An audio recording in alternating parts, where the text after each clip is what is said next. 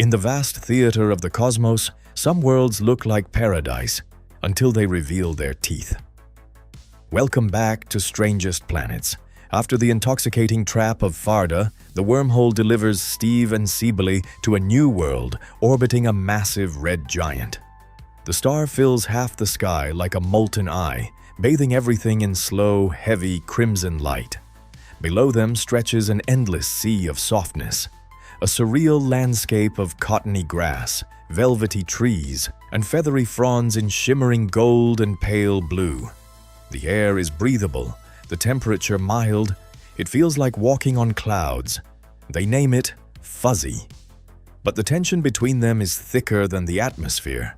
Steve tries to apologize for what happened on Farda, for losing himself to the drugs, for nearly abandoning the mission.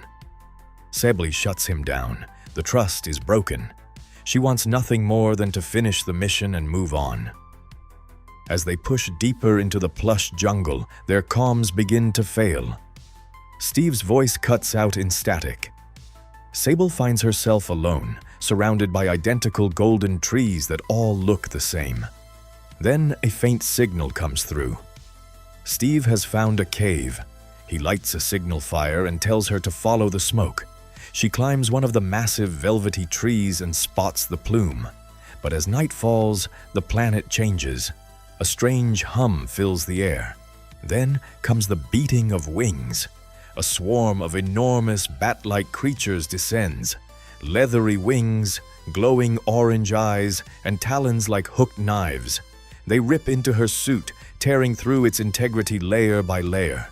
Cybele runs, firing blindly, screaming into her comm as the flock hunts her through the glowing, muffled forest.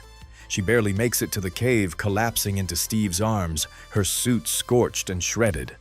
For a brief moment by the fire, they feel safe. They were wrong. The cave was never empty. It was a nest. Hundreds of the bat creatures erupt from the shadows in a storm of shrieks and claws. Steve and Cybele fight back to back, pulse rifles blazing, then knives and burning logs as ammunition runs dry. The creatures are protecting their home, and they show no fear. When the fire begins to die, Steve makes a desperate choice. He forces Cybele into a narrow crevasse for safety, then turns alone to face the onslaught. He fights like a man possessed, stabbing, slashing, roaring, until his suit is breached and his strength fails. Cybele crawls out at dawn to find him lying motionless on the cave floor, surrounded by charred bodies. No pulse, no breath, just silence and the pale golden light creeping in.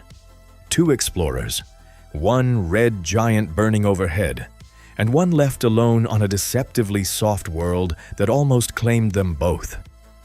Is this the end for Steve? Or will Cybele find a way to save her partner?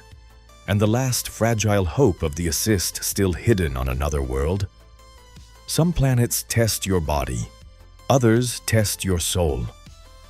What would you do if your only partner fell protecting you on an alien world? Drop your thoughts below. If you want to know what happens next in this deadly journey across the stars, subscribe and hit the bell. The strangest planets are still waiting, and they're getting darker.